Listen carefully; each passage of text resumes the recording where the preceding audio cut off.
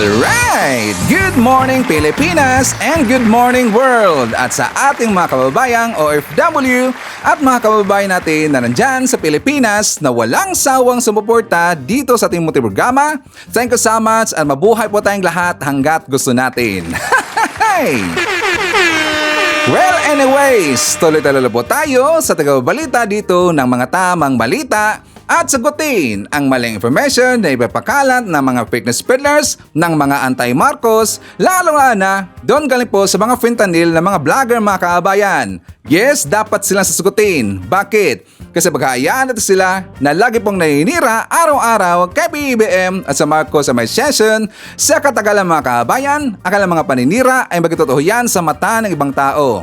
So dapat silang sasagutin kasi ang bagong Pilipinas, bawal po ang mga sinungaling. At syempre, kasama niyo pa rin si Sir Ivan, ang pinakabulol na vlogger sa balat ng YouTube, pagbibigay sa inyo ng mga totoo at mga preskong balita na kinukuha natin sa tagapitbahay na social media. Sa magandang buhay sa ating lahat mga kabayan and happy Tuesday sa ating lahat. Okay, so before tayo mag-start mga kabayan, syempre, as usual, i-check mo natin.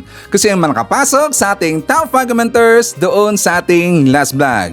At nandito sa listahan, ang nanguna po, si Ma'am Shane Sibal. Meron siyang 94 na mga comments. Nandiyan rin po si Lerma Sondita. Meron siyang 44 na mga comments. Benjamin Maypay. Meron siyang 37 na mga comments. Jillian Quezon. Meron siyang 30 na mga comments. And Ayan Gimentisa. Meron siyang 29 lahat ng mga comments. Again, kasama po sa ating top 5 commenters. At syempre, pasalamatan rin po natin ang ating mga silent viewer dito sa ating channel. Thank you so much. And also, pasalamatan rin po natin ang lahat ng mga viewers na lagi pong nag-like, lagi rin pong nagsishares ng ating mga videos. Thank you so much. And also mga kababayan ko, i-acknowledge po natin ang ating mga channel members. Nandyan si Pusong Inami, Barbara Butler, Mariquez, Katita Dar, Cosmo Defender, Susan Torres, Eva Ponsalan, Edmond Castillejo, Gal Digger, Samuel Membrado, and Via Vivar. Pasalamatan natin mga kababayan ang nabigay sa atin ng super thanks or pang lemon ni Sir Ivan. Thank you so much kay Ronilyn Lamsen. Nabigay sa atin ng 5 New Zealand dollar. Thank you so much. And also thank you kay Elnora Estacio. Nabigay sa atin ng 2 US dollar. Thank you so much. At syempre, i-greet natin ating po mga suki, mga early birds at lagi pong nangunguna sa pag-comment sa baba sa ating comment section. Nandyan si Maria Medasiplon, Joselisa Moises, Nonoy Florin Hills, Aspernito, Noni Betty, Shanay. Nandyan rin po si Eme Sarino, Sarah Bertman Vlog, Len Dalim, John Kuan, Noel Narcida, and hi to Maria Cristina Manimbao. Okay, so kumusta ang lahat mga kababayan? How are you today? Well, of course, I'm hoping po na sana magandang ating gising na umaga at meron tayong very energetic po na aura katulad po kay Sir Ivan. Siyempre sa ating kababayan po na kagigising pa lang at wala pang energy. Don't worry, painitin ko po kaagad ang inyong mga umaga kasi marami pong mga bound po na mapasabog sa Sir Ivan at syempre hindi natin kakalimutan. Dapat natin idibang po yung mga fake news na mga ipinapakalat ng kabilang kampo, yung mga fake news peddlers at dapat natin silang kukurtin araw-araw kasi sila po ay salot ng lipunan mga kababayan. Okay, good morning Pilipinas! Doon po sa ating bagong viewers kasi meron kasing nag-message sa akin mga kababayan, as in nag-email pa.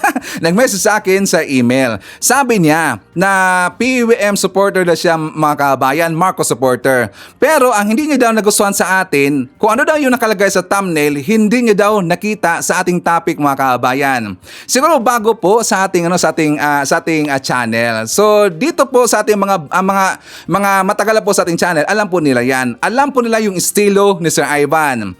Yung nakikita nyo dyan sa ating thumbnails or even dyan sa baba po ng ating mga captions, lahat na yan madadaanan po natin. Kasi si Sir Ivan, hindi lang po isa ang tinatapik dito na balita, kundi marami po. Hindi po si Sir Ivan katulad doon sa ibang mga vlogger na kung saan isa lang po yung topic pero pinahaba lang nila. Okay, so dito I can assure you, marami itong mga informations ito na malalaman na hindi rin po makita sa ibang mga vlogger. Okay, so anyways, kumusta nga pala ang lahat no? I missed you already. Mga haters, kumusta po? Oy, may nangyari mga kabayan kahapon. Sino ba nakita doon sa balita na kung saan doon po sa Mindanao, sa Jensen area mga kabayan, may nakita doon. Merong sunugo doon na isang alleged malaki daw na drug laboratory mga kabayan. Parang yung Shabu laboratory. Nandiyan pala sa Mindanao yung malaki po na laboratory mga kabayan. Akala ko ba sabi po ni Basti safe diyan sa Davao at saka some part of Mindanao mga kabayan. So fake news pala yun. Nandiyan pala yung main po, isa po sa main drug laboratory nandiyan po sa Jensen mga kabayan. So ayon po sa balita, police have uncovered a suspected Shabu manufacturing facility in Barangay Pinol, Maitom, Sarangani on Sunday, August 4. So armed with a search warrant, authorities raided a warehouse and seized the various equipment allegedly used to manufacture illegal drugs. According to Sarangani Police Provincial Office, the equipment can produce massive amounts of illegal drugs but no one was arrested during the operation. Pero dito po sa balita, sa Abante mga kabayan, sabi dito, isang Chinese na itinuturong financier ng sinalakay na Shabu Laboratory ang sinampahan ng kaso. Samantala, natuklasan ng pulisya na inaangkin ng MNLF ang nasabing budiga. So dapat talagang imbestigahan po dito yung MNLF. Kasi nga mga kababayan ko, kasi kapag hayaan lang po yan, ay syempre dapat rin po malaman ng taong bayan at may karapatan po tayo kung sino pa ditong mga taong sangkot dyan. Lalong na yung mga malaki po yung mga pangalan mga kababayan, diba? So talagang agree ako dyan. Agree na ako dyan na yan po'y pag-uusapan doon sa Senado. Kasi hindi po basta-basta yan mga kababayan. Yan po ay isang drug laboratory. Malaki po na drug laboratory. So yan po ay dapat pag-usapan doon sa Senado. Hindi yung napag-usapan kahapon sa kampo po ng mga PDP laban at saka plus nandun pa yung QOGC mga members mga kababayan ko. 'Di ba nandun po yung hearing, sila po si Bato, sila si Ruben Padilla, nandun po si Bongo, at saka kawawang yung mga pulis doon eh. Walang kwenta na pag-usapan doon mga kababayan. 'Di ba? Sino ba nakita noon? Doon sa committee po ni Bato, yung public orders and dangerous drugs. So ang napag-usapan doon, na intro kaagad, yung tungkol po sa pagbawas ng security ni Pipa Sara mga kababayan. Alam niyo po, sabi ko doon, napakabiis naman ito. Bullshit talaga to eh. Bakit naman i-include sa balita yung pagbawas ng security ni Sara Duterte? Bakit ba ipaabot po sa Senado mga kababayan? Hindi ba sila nahiya na ang dami pa pong na-remain na mga security po ni Sara? 400 plus pa po yan. Yes, 400 plus. At doon ko nalaman mga kababayan sa hearing na yon na 31 lang pala ang pinull out. Nung una, 'di ba, 71? 71 yung pinull out pero ibinalik po yung 31. Yun po exact pala na numero, 'di ba? Ang nalaman natin is 45 yung 45 yung ibinalik. Ang totoo pala 31 pala yung ibinalik. Aside pa ho doon sa merong remaining na 358 lahat po na mga security. So ang dami pa rin po na security po ni Sara. Ay siyempre dahil po yun ay baluarte po ni Bato, yun po ay home court advantage. So ang sinasabon doon, yung pong si General Marbel, pati po yung si General Torre, yung sinasabon doon. Ang nakatawa kasi doon mga kabayan, kasi nga, 'di ba, lagi pong umi-insert yung QOGC ng mga member. Talagang parang feeling kasi nila na ito baluarte namin to. So itong time namin po na kami po ay magngangaw-ngaw, mag-iingay kasi nga syempre nandiyan po sila si Bato, nandiyan po si Bongo, nandiyan po si Ruben Padilla na kung saan kanilang kaalyado. Di ba nakakatawa talaga eh, kasi nga alam ho natin ang purpose ng PNP kung bakit binawasan po ng security itong si Sara. Pero marami pa po mga kabayan, marami pa po security si Sara. Kasi aside po doon sa explanation po ni Marbel, di ba sabi niya, kasi kailangan talaga nila ng police visibility sa ibang lugar mga kabayan kasi kulang po ang kanilang tao. At ayon pa ni Marbel na hindi naman po ganun kataas ang threat dito kay Sara Duterte. Kanang sabi pa nga ni Marbel na si Sara Duterte daw is loved by people. Loved by people. Hindi naman po lahat ng mga people. Loved by the Dutertes na mga supporters. Dapat ganon. Pero at least tingnan nyo si Marbel, talagang non-partisan siya. Talagang sinabi niya na si Sara loved by people. So alam niya na wala pong threat si Sara kanino man. So ngayon, ang gusto dito ni Bato, ibalik daw yung mga PNP, mga pulis po na pinull out po ni Marbel na kung saan yung mga kalyado talaga ni Sara, yung matagal na po sa kanya mga kabayan, yun ang request ni Bato. So siyempre si Marbel mabait naman yan, so walang problema po at hindi po alam ni Marbel na na taga Davao ba yun, yung na-pull out nila or taga saan yung mga pulis na yun kasi meron pong mga commanders doon. Ang binigyan na nito ng mandato mga kabayan, siyempre yung commanders. So ang commanders na yung nag-pull out some of the security po ni Sara Duterte. So hindi niya alam kung taga Davao ba yun or sino yun, pero meron pong pinull out.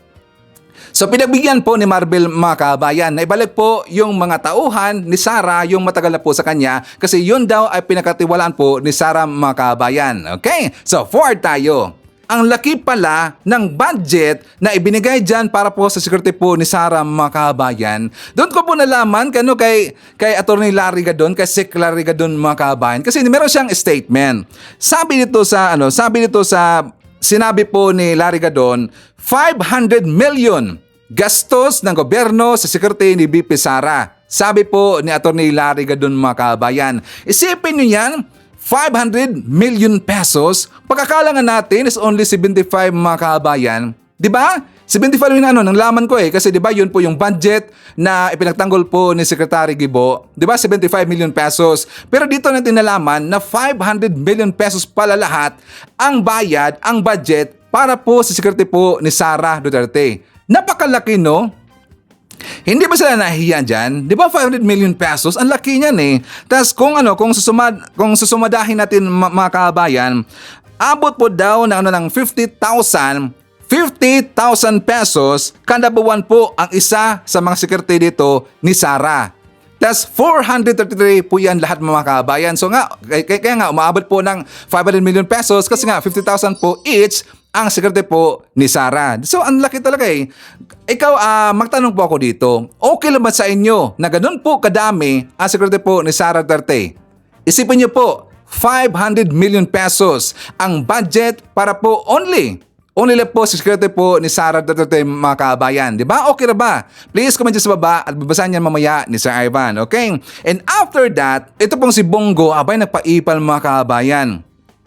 Kasi ang tinira niya doon, ito pong si General Torre. Naalala ba natin, 'di ba recently lang, meron pong SWAT na nandun po sa labas po ng KOJC at nagkaroon dito po ng ng checkpoint mga kabayan. 'Di ba meron doon talagang nakagulo sila doon sumabog 'yon kasi nga bago lang, I think that is 3 days ago ba yata 'yon or 4 days ago. 'Di ba meron pong SWAT diyan sa labas po ng KOJC. Ang ito pong taga KOJC, nareklamo sila kasi daw yung SWAT na 'yon hindi daw nagpakita po ng badge or wala pong name tag or nameplate mga kabayan. Hindi na po sila nagsabi kung ano ang purpose nila, kung bakit sila nandyan po sa labas ng KOJC.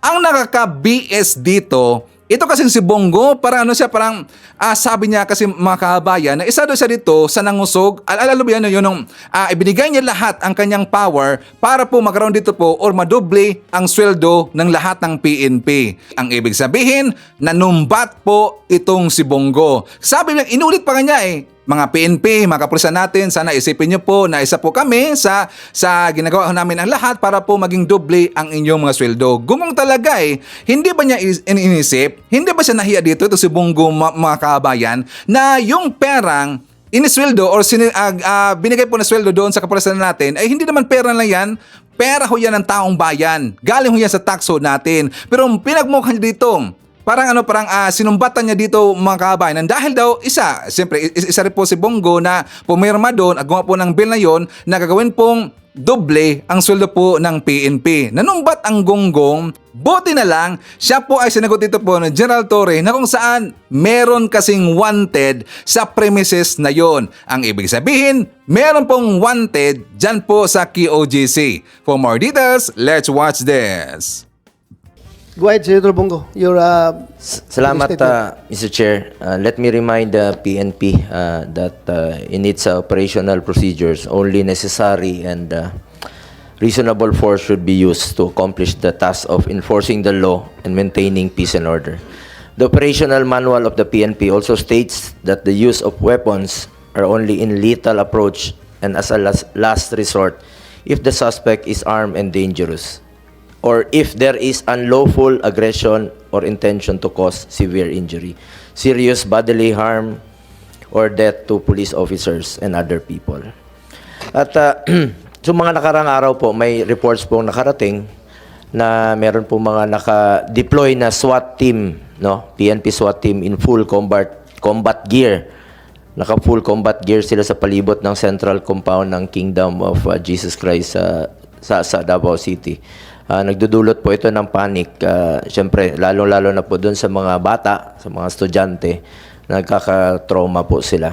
As Vice Chairman po ng Committee on Public Order, hindi ba ang motto ng PNP is to protect and to serve? Serve who? Yun po ang mga katanungan natin. Kawawa naman. To scare. Not to scare po. Alam nyo naman, sir, alam nyo, lahat po yan. Panahon ni dating Pangulong Duterte, full support kami sa police, lalong-lalo na po in line of duty. Ikipagpatayan po kami sa inyo. Isa po sa ating isinulong nun, doblehin, taasan ang sweldo ng ating police, uniform personnel. We work with various executive agencies and the entire Congress na maisakatuparan ang pangakong binitawan. At dahil ako mismo, ako na utusan ni dating Pangulong Duterte noon na ipaglaban po ang uniform personnel natin. At hanggang ngayon, full support naman po kami sa inyo. Mahal na mahal po namin ang Philippine National Police, ang Armed Forces, ang uniform personnel. Ang atin lang po dito, sana po'y maging non-partisan kayo. Gawin nyo lang po ang inyong trabaho, protektahan ang karapatan ng Pilipino. And every operation should be conducted within the bounds of law. Kawawa naman po yung mga pulis na no choice kundi sumunod lang po sa utos sa taas. Alam ko mas maraming pulis ang professional at magagaling. Alam niyo po yun. Dito lang kami to support the police, pero sana po ay maging maayos, maging patas at hindi maapektuhan lalong-lalo na yung mga bata. Yung mga bata na natotrauma po kung wala naman sigurong teroristang, hindi naman po siguro terorista ang hinahanap ninyo. Yun lang po. Maraming salamat, Mr. Chair. Pinapalalahanan ko lang, gawin nyo lang po yung tama. Salamat po. Thank you, Your Honor, Senator Bongo. Alam ko how you love the PNP. Isa ka sa nagsumikap talaga na magiging doble ang sweldo ng PNP noong panahon ni Pangulong Duterte. Kaya maraming salamat. Yung tanong mo kayang issue about yung mga naka-SWAT uniform na nakatayo na parang na-terrorize yung mga tao doon sa malapit sa Kingdom of Jesus Christ. Andito si RD, Pero 11, General Torre. Can you enlighten us what happened? Bakit nagkaganon? Maraming SWAT doon na naka-itim at pilit kinakausap ng mga tao, ayaw sumagot. Nakatakot ang mukha, ayaw daw, wala daw nameplate. Hindi daw nagpakilala kung sino sila. So, the more na intimidated ang tao sa presensya ng pulis na ganon, ayaw malas na kausapin. Dapat friendly sila sa mga kababayan natin pag tinatanong. Sir, Yeah, go ahead. You have the floor. Thank you, sir. Good morning, sir. I take responsibility for the deployment of those personnel, sir. Actually, sir, hindi yan eksaktong kaharap, sir. Ang mga SWAT na yan, sir, tsaka sa gabi lang, sir, na ginagawa yan. Because, kung titingnan natin, sir, there is a wanted person in the premises of the compound.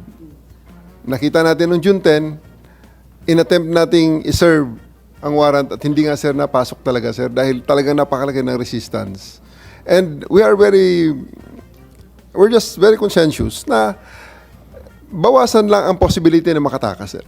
So, with the force that we saw last June 10, hindi sir malayo na talagang puwersa rin ang pwedeng gamitin dahil may resources nga naman talaga. In the past few weeks, sir, in these past few days, last week, napakaraming lumabas na mga trucks, na container vans, buses, na hindi na natin nati-check, sir, dahil sa kakulangan nating puwersa. So, Alam mo, Nick, General Torre, we are not questioning your mandate. Yes, sir. Mandato nyo yan. Yes, sir. Kahit na masama sa kalooban ng mga kababayan natin na hulihin si Pastor Kibuloy, but meron siyang existing warrant of arrest. Yes, sir. And that is your job as Yes. law enforcement officer. Gawin talaga nyo yan. Di Yes, ba? Ang akin lang, yung matakot yung mga taga Davao na, ano ito? minarsalo na ang Davao. Alam mo na yung tawag diyan. Yung sabi ni Senator Robin Hood Padilla, nagbablogger-bloggeran na kahit anong sinasabi na nilusob na ang Davao ng mga SWAT na nakaitim na walang pangalan, nakatakip ang mukha, ayaw magpakilala, tinatanong ng media kung sino sila, anong ginagawa, ayaw kausapin yung mga tao. Parang na-terrorize ang tao. Alam mo, nung nakita ko Nick, nakita ko yung uniform nila, tiningnan ko talaga sa media yung sa cellphone yung kanilang patches, yung unit. Nung nakita ko na RMFB-11, gusto ko sabihin sa mga tao na no cause for panic, mga tao natin yan. Mga local police natin yan kasi sinasabi nila, RMFB ba talaga yun? Or Yes, mga sir. galing sa ibang lugar ng police? RMFB, sir, galing sa RMFB-11. RSQ, sir. Kaya nga sabi ko, sana mga kababayan ko sa Davao, huwag kayong magpanik dahil mga tao natin, mga pulis natin yan. Baka mamaya team leader dyan, yung anak ko pa, na si Lieutenant Rack de la Rosa na opisyal lang RMFB. Kaya huwag kayong matakot. Pero it is incumbent on your part na dapat bigyan ninyo ng advice yung mga pulis natin na kahit na nagpe-perform sila na kailang mandato, maintain to be friendly sa mga tao natin. Tinatanong sila ng media, ayaw magsagot. Sir, kuwan lang ito amin, yung police visibility lang ito. Wala ba kaming karapatan duty namin ito na mag-provide ng police visibility. Trabaho namin ito. Pwede naman lang sabihin ganun para huwag matakot ang mga tao pero hindi nagsasalita. Walang mga nameplate, ang mga mukha naka-cover. Kaya ang tao na-intimidate. So dapat you should be there to normalize the situation. Huwag natin takutin yung tao. Yes. Sir. Pacifier ka. Can I qualify some of the things, Yeah, sir? go ahead. Sir, when we say media, sir, sana sir kung mainstream. Pero sa ngayon kasi sir, focus lang talaga sir naman. Sa Manila naman talaga sir ang gumagawa ng focus dun sir sa ganong situation. So we don't want to fight with the media in general sir, Pero kitang-kita naman natin sir na ang may focus lang sir at may interest lang talaga na hinahanapan ng detail order, hinahanapan ng mission order, hinahanapan pa nga ng lisensya sir ang mga baril namin sir eh. So SMNI lang naman sir na personnel at yung mga taga-KOJC. And I think sir, it is already out of bounds sa part nila because it is already sir in the public road. At hindi lang naman sila sir ang tina-checkpoint doon. Kitang-kita naman sir, lahat sir may checkpoint tayong lahat ng checkpoint natin sir walang pinipili. Yan lang naman sir. Yun, nagustuhan ko po yung sagot po ni Turi mga kabayan. Honestly, nagustuhan ko talaga eh. Yun ang dapat kasi nga meron pong wanted sa premises na yon. Napahiya si Bungo. Sabi pa nga ni Bungo eh, di ba hindi naman siguro teresta yung tao ang mga nandun. Pero siyempre merong wanted. Ginawa lang po ng trabaho ng kapulisan natin na hanapin po yung wanted na yon, yung si Kibuloy. Sa tama lang talaga. Speaking of Kibuloy, siya nga pala sa taga Mindanao, taga Davao. Alam nyo ba na tinaasan na po yung pato ng ulo ni Kibuloy? 20 million na po mga kabayan. Yes, 20 million na po. 20 million ang counter offer for info of 10 million pesos bounty versus Kibuloy. 20 million na po. Diba? This is a chance of a lifetime. Mamigay po ng premyo ang PNP. Taga KOGC, taga Mindanao, taga Davao, 20 million na po ang premyo kung mahanap ninyo si Kibuloy or ituturo ninyo si Kibuloy. Okay? So unahan lang kayo. Laki na, no? ang laki na ng premyo ng PNP. Buti ba ang PNP? So anyways, naalala ba natin si Makati Binag mga kabayan? Sabi pa nga ni Mima si Makati Boni, si Boni. At ayon pa ni Mima Alicia na meron dang kumante na isang boksingero ni Makati Boni mga kabayan. Boksingero daw, tas una yung letter M. Sino ba yun? Meron na boksingero. Ang dami sigurong mukha nito ni Boni Macabay, ni Binag. Bakit ko pag-usapan si Binag? Kasi naalala natin, di ba, in-interview siya doon kay Hitad. So, ating theory, kasi napakita po tayo ng picture kahapon mga kabayan na kung saan nakausap niya or kasama niya itong si Digong. So, malamang sa malamang, before po nagpa-interview, ito pong si Binag, kinausap ho ito ni Digong. So nung nagkaroon sila dito ng agreement, malamang agreement or is it ladies agreement or basta agreement, so pumayag siya magpa-interview doon po kay Hetad at gumawa sila kaagad ng script, mga kabayan. Alam nyo ba, nakatotoo po ating prediction. Ang sabi ko, malamang sa malamang magiging Morales 2.0 ito. After po magpa-interview na doon kay Hetad, malamang sa malamang magiging vlogger po ito or magiging host po ito ng Isimenay. At yun talaga ay nangyari, mga kabayan. Kahapon, meron ng programa si Binag doon sa Isimenay, mga kabayan. Kasama niya ito pong si Badoy. Kasama si Badoy. Pati po yung isang tao, hindi ko nakilala yun eh. Basta ngayon ko lang nakita noon yung anchor na yun. Pero ang kilala ko doon si Badoy at saka yung bago lang anchor, si Binag, mga kabayan. Insert natin. Ang sinabi niya si Ivan? Mamaya, ipapakita ko sa inyo yung video na kung saan nadula sila. Ito po ating ebidensya na hindi po gumagamit ng mga white powder substance, ito pong si PBM, pati rin po itong si Efelisa, mga kabayan. Mamaya ipapakita natin yan. Pero ito lang muna.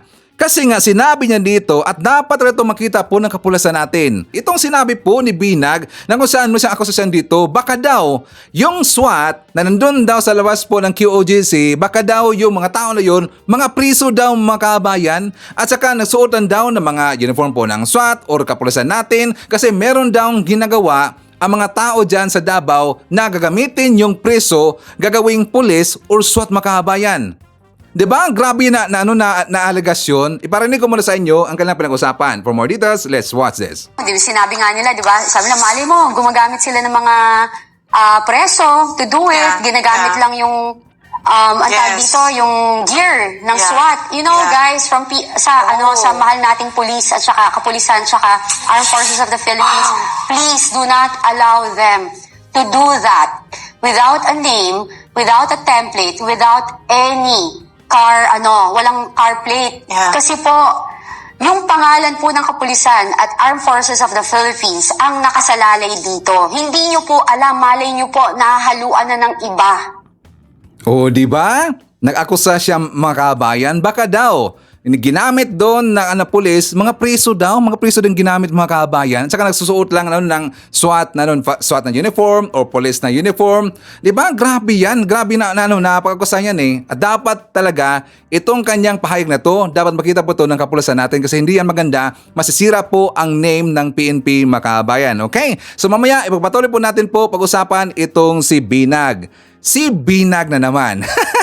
But before that, siyempre isatmar natin. Nandyan po si Severino Calob, Flor Fay Gumapak, Marita Villanueva, Elaine Navarro. Nandiyan po si Lynn Gonzalez, Ronelyn Lamsen, Fortunato Mingulio, Haitsu Angelita Holsanger, Marites Solentino from Hong Kong. Nandiyan po si Jolly Requesto, Katita, Nida Grace Dingkong, Maricar Vecker, Daldet Pasamonte, Rolando Ulay Diaz Wagpawa, nandiyan po si Andre Carding de la Cruz, and hi to Gabriel Mendez.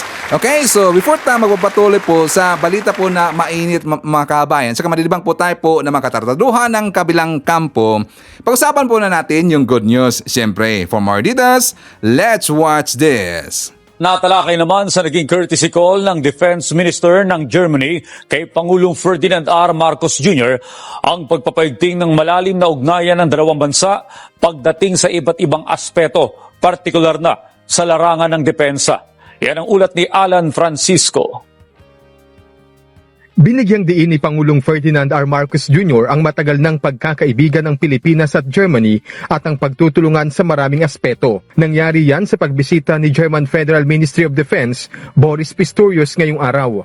Kasama ni Pistorius ang German Ambassador sa Pilipinas. Nagpasalamat si Pangulong Marcos sa Germany sa patuloy nitong suporta sa bansa. Nasa Pilipinas si Minister Pistorius para sa kanyang 3 araw na pagbisita.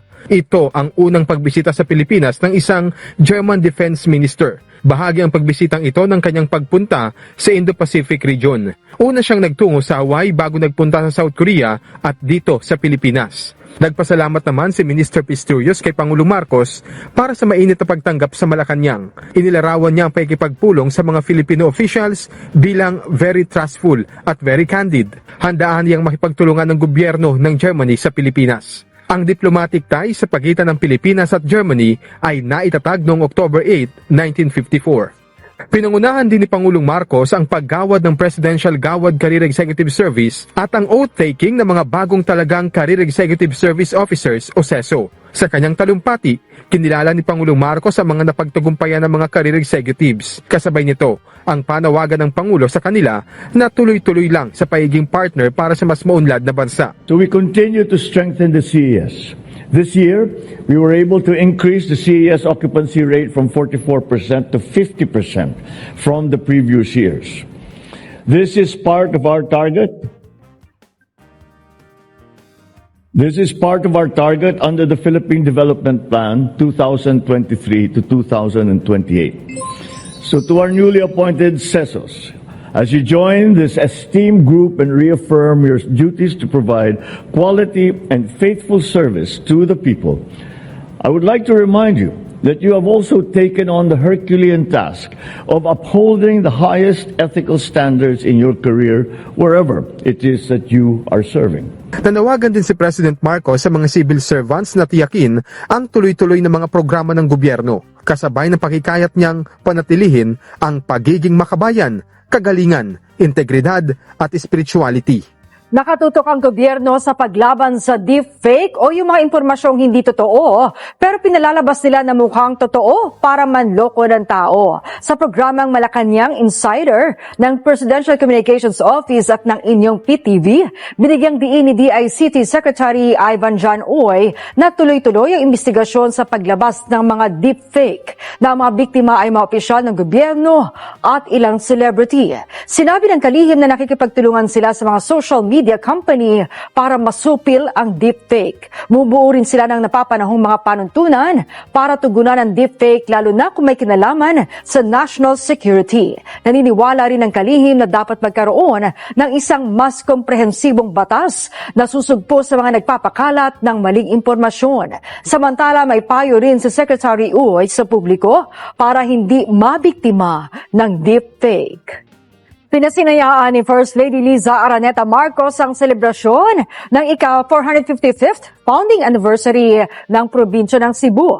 Kasabay nito ay lumagda sa Manifesto of Support ang mga gobernador sa mga lalawigan sa Visayas bilang pakikiisa sa bagong Pilipinas ng administrasyon ni Pangulong Ferdinand R. Marcos Jr. Yan ang ulat ni Jessie Atienza ng PTV Cebu. Sa paglagda sa isang manifesto of support, ipinakita ng mga alkalde ng probinsya, kongresista at mga opisyal ng lalawigan ng Cebu at maging ng mga gobernador mula sa iba't ibang bahagi ng Visayas ang nagkakaisang pahayag ng pakikiisa sa administrasyon ni Pangulong Ferdinand R. Marcos Jr. Hindi naiwasan ni First Lady Liza Araneta Marcos ang maging emosyonal, lalo't siya ang panauhing pandangal sa aktibidad sa Kapitolyo ng probinsya. Kasama sina Cebu Governor Gwen Garcia, Tourism Department Secretary Cristina Frasco at ng mga kongresista at alkalde ng lalawigan. Ayon kay Garcia, mahalaga ang kontribusyon ng unang ginang sa administrasyon ni Pangulong Marcos Jr. And when I was thinking about whom to invite as our very special guest, there could be no other name that could come to my mind. You see, I needed someone that would epitomize the simplicity of the Cebuanos. As they say in Tagalog, pagkatotoong tao. And yet, the brilliance and true grit that we Cebuanos are also known for. And that is why we have with us today our very special guest, First Lady Liza Araneta Marcos. I'm sorry if my nose is you made me cry. So touching what you did, Dan. Daghang salamat. I wish my husband were here. I wish my husband were here to feel the love and the support that you gave him. I know I did. And today, what you did, I mean, the showing of unity, it's like, it's really so touching. And, you know, it's not perfect. My husband is really trying, and sometimes I feel bad when people see all the negative and not the positive. It's not easy what he's doing, but unity has a lot to do with it. Like in Cebu, in fairness to your governor, she really united the province, right? Dumalo rin sa isang tree planting activity ang unang ginang. Samantala, nasa 16 na mga mobile primary care clinic ang ipinamahagi ng Department of Health kasama si First Lady Liza Araneta Marcos sa iba't ibang mga lalawigan sa Visayas. Meron itong X-ray, ECG, ultrasound at kagamitan para sa minor surgeries. But all of you came here for our mobile van. Thank you very much. Ang pangako din ng asawa ko, next year, all municipalities naman will go in every province. Only one request, gamitin natin to at dalhin natin to the remotest areas of your provinces for the healthcare to be delivered to the people. Maraming salamat. Ayon sa DOH, nasa mahigit 50 mobile primary care clinic na ang kanilang naipamahagi sa Luzon at Visayas. Susunod naman nilang bibigyan ang mga lalawigan sa Mindanao. O ngayon, nagpanik na mga DBS mga kabayan. Nagpanik na yung mga makaduterte. Bakit? Di ba ilang beses ko yan sinabi na yung Cebu City, solido ho yan sa mga Marcos. Solido ho yan. Pero ayaw lang kasing maniwala mga kabayan. Sabi na, supporter daw yan ni Sara Duterte at saka ni Digong. Ayaw lang maniwala eh. Hindi pala alam na siyempre taga Cebu rin po si Ivan. So alam na alam ko rin po. Si Ivan, taga Cebu ang taga Leyte. Alam ko po dyan sa Cebu City kasi dyan po ako nag-graduate. Matagal po ko sa Cebu Makabayan. So alam na alam ko po dyan. Mas lalo na ngayon. Tingnan nyo, nagpahayag po ng suporta ang buong Cebu Islands, mga governors, yung mga politiko na nandun, kung saan full support sila ngayon kay PBBM. Paano na yan mga DBS? Mas lalong hindi matatanggal sa pwesto si PBBM. Sabi ko sa inyo walang effect yung video ninyo, yung pulboronic video ninyo, walang epekto ho yan kasi peke ho yun. Ngayon, napakita po ng full support ang Cebu City.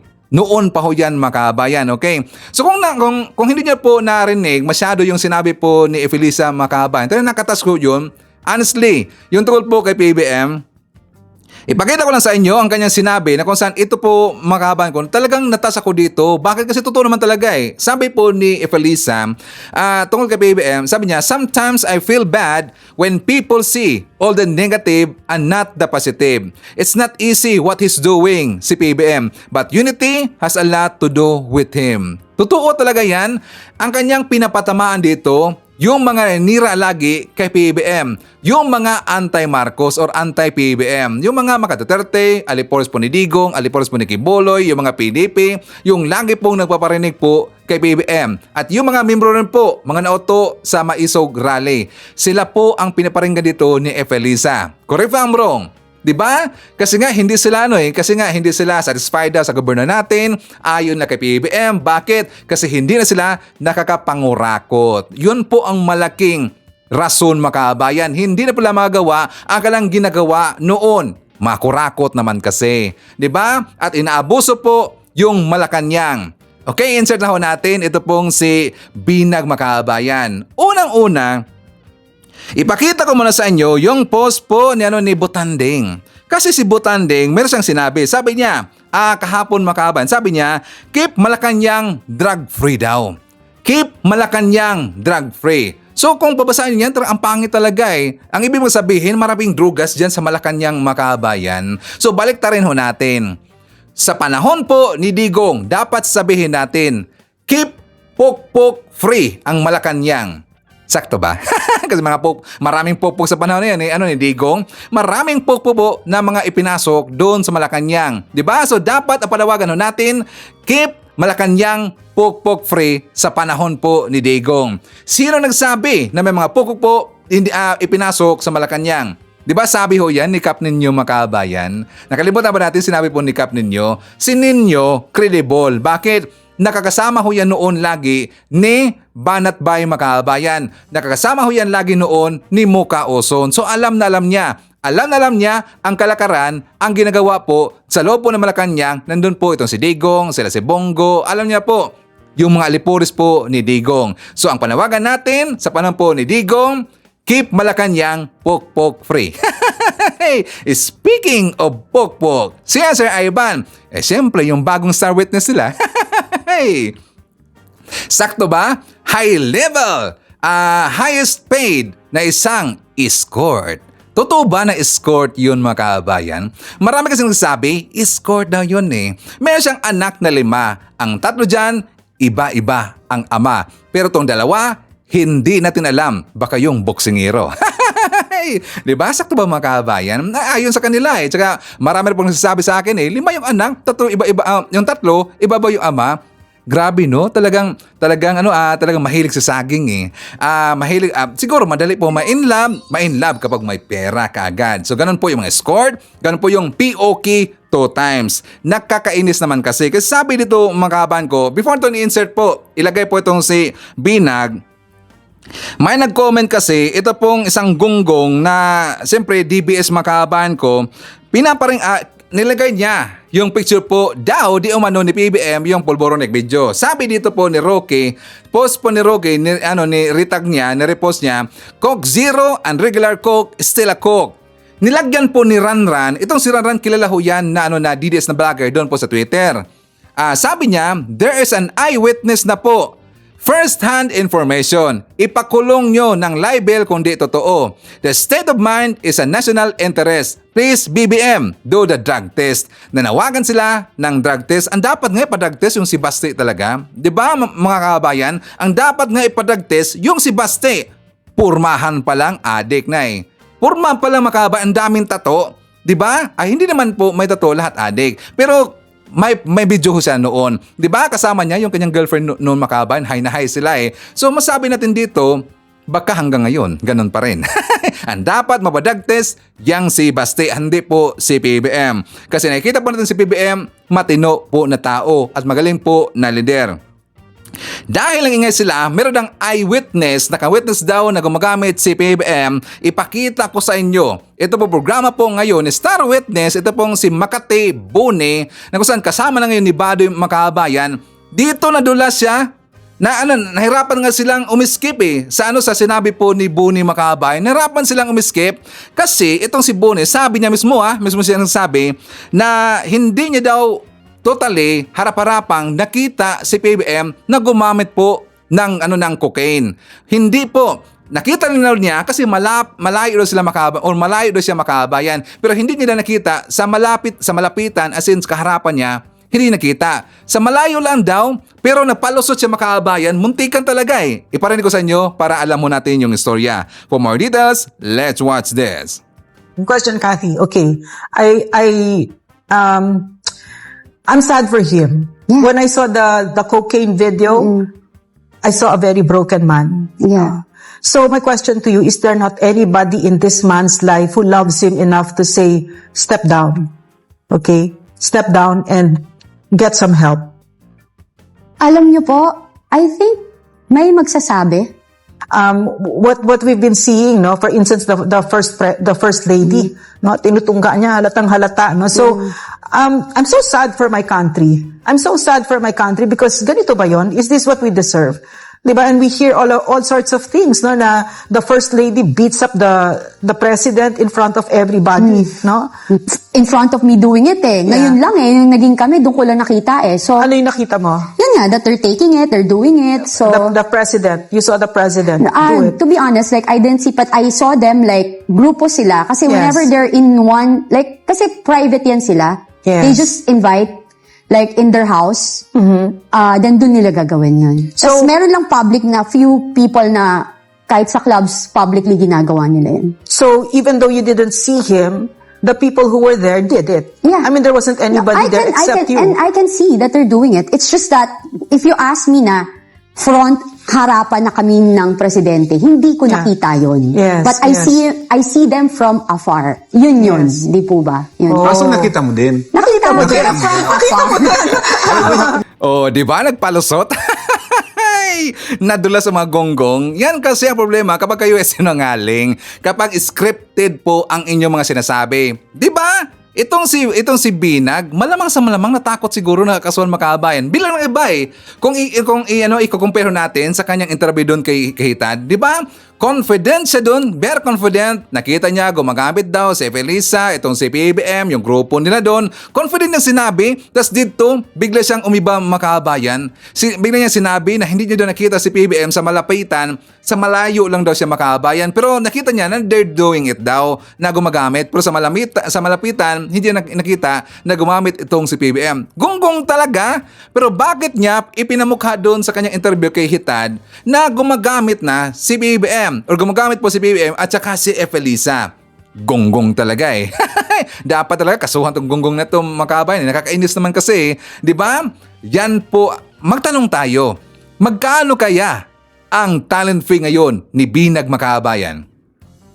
Di ba? Sabi ko sa inyo dudan talaga ko to Parang nagiging planado na, noon pa man, planado na ito. Bakit? Ang kailang mastermind, itong si Digong. So magpa-interview daw doon, parang Morales 2.0 nga. Di ba? Noong una, in-interview ito si Morales, tas naging star witness na, naging vlogger na, nag-anchor rin po sandali dyan po sa SMNI Makabayan. So the same, no? The same po na concept, the same po dito ang kanilang ginagawa. So talagang nakaduda na Meron ng pattern the same na pattern talaga di ba? Ganon ang ginagawa ng mga DBS na nagpanic na. Speaking of panic, ito pong si Bato de la Rosa, kasi nga nabalitaan natin, napapasok na po yung ICC sa Pilipinas or baka nandiyan na po yung ICC sa Pilipinas, pati po yung Interpol. Doon po sa kanyang Senate hearing makabayan, sabi niya na ang kanyang cellphone daw ay na-wiretap. Na-wiretap daw makabayan. So hindi niya alam, hindi daw niya matumbo kung sino gumagawa nito. Pero meron siyang hint daw. Siyempre, yung mga sinong may alam nito or merong kakayahan na gumagawa nito, yun ang kanyang sinabi. Pero wala siyang binanggit po na name kung sinong nag-wiretap or grupo. Sinong nag-wiretap po sa kanyang cellphone. Iparinig ko muna sa inyo ang kanyang sinabi makabayan. For more details, let's watch this.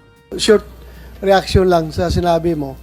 If you are worried that your phone is being tapped or monitored, I am also worried with my cell phone.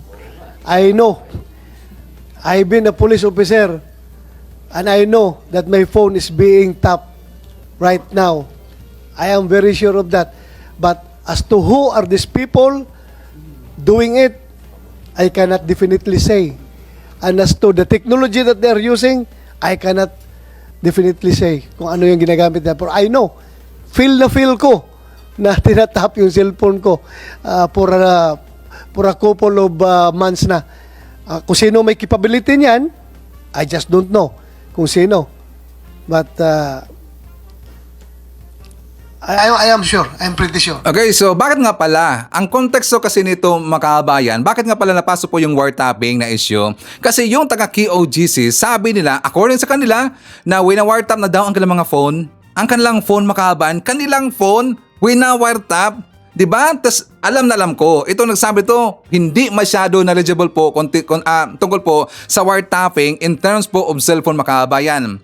Sir Ivan, nawa-wiretap ba talaga ang cellphone?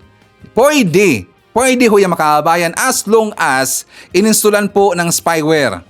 Pwede ho yan. Bakit nga alam? Siyempre, nagbabasa rin po ako sa grupo po ng mga hacker makabayan. Ipakita ko sa inyo para meron ito ebidensya. Baka sabihin dito ng mga DBS si Ivan na napapalagap ito na ng fake news or baka walang basehan po yung mga sinasabi dito. Yan naman kasi sinasabi kagad ng ating mga haters dito, yung mga ayaw sa atin. Sabihin, ipakita ko sa inyo yung screenshot. Is it possible to wiretap a cell phone with nothing but a phone number? Would it be possible for somebody to extract audio recordings or text records with no information other than a phone number? I have reason to believe that someone close to me would be interested in doing such a thing to me. But I don't know if that would even be possible. Is it? And what possible information could be gathered? We regularly text and call each other, but I don't know if that would make a difference. Thanks. So dito po sa information sa ibang makaabaan ko, kasi yung cellphone natin, diba every time na tatawag tayo or magte-text tayo, encrypted po ang file niya makabayan.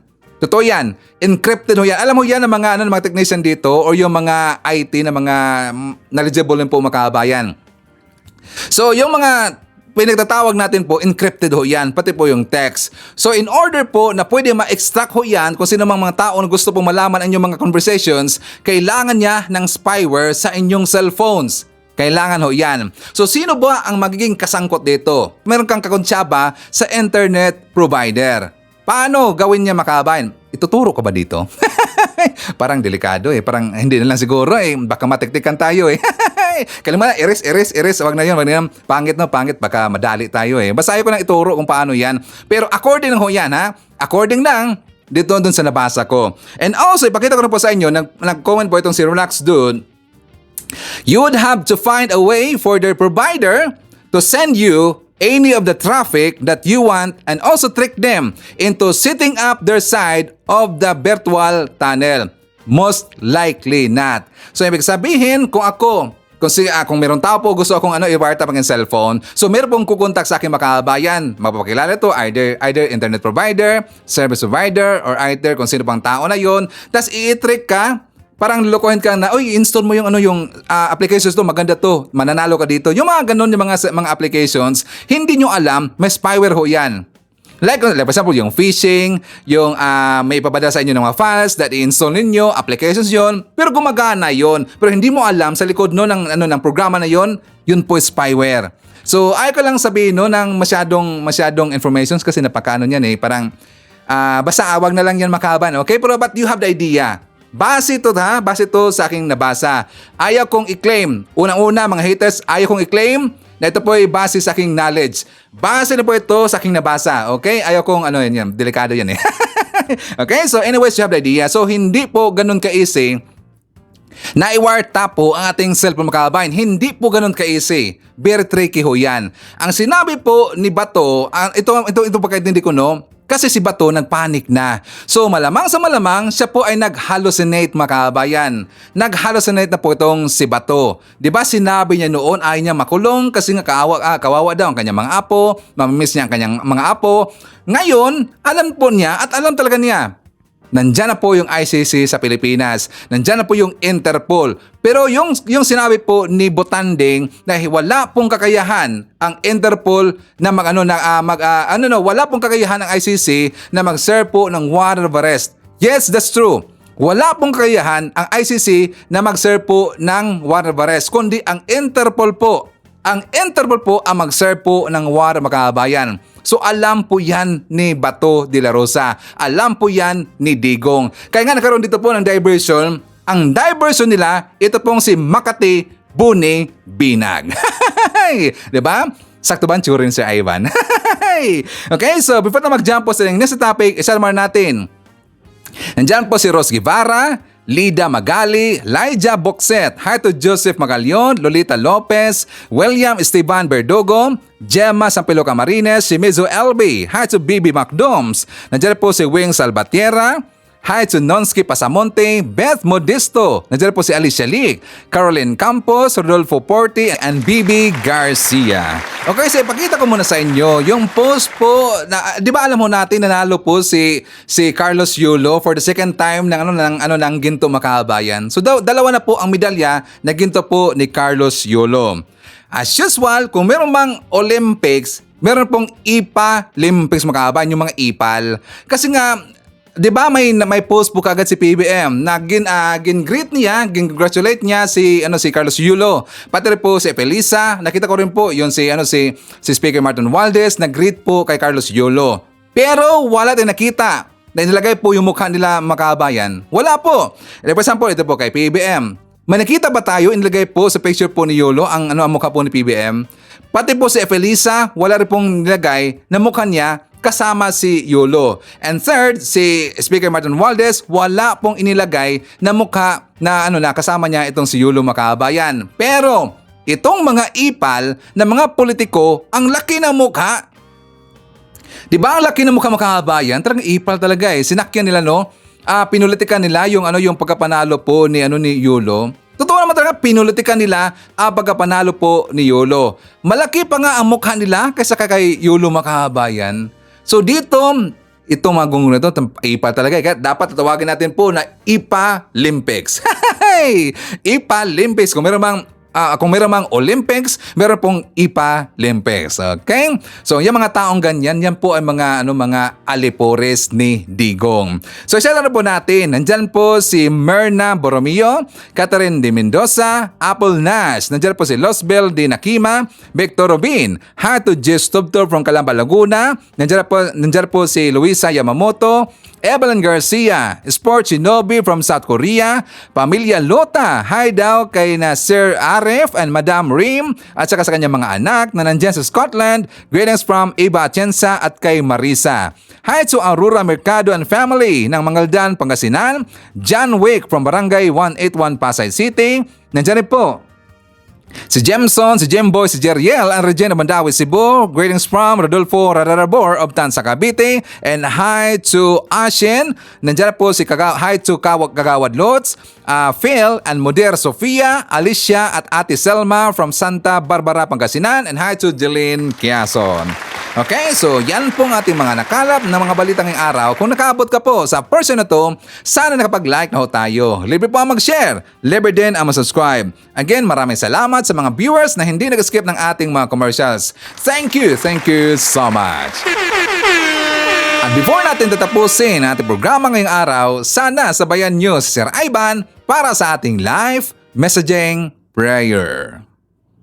Mahal na Ama sa langit, ipinagdarasal ko po ngayong araw ang aking pamilya. Sana po ay madalas na lumapit sa iyo ang aking pamilya upang sambahin ka at mapalapit sa iyo. Naway sundin po namin ang iyong mga turo at luwalhatiin ang iyong pangalan sa aming buhay. Naway huwag po pong hayaang sakupin ang takot at kalungkutan ang aming mga puso kapag dumating ang mga problema at karamdaman sa aking pamilya. Sa halip po, bigyan mo po kami ng pananampalataya at lakas upang harapin ang mga ito. O Panginoon, bantayan mo po ang aking pamilya. Pangunahan ang kanilang buhay at samahan sila. Idinalangin ko ito sa pangalan nating Panginoong Jesucristo. Amen. So maraming salamat mga kababayan, and I hope to see you again on my next video.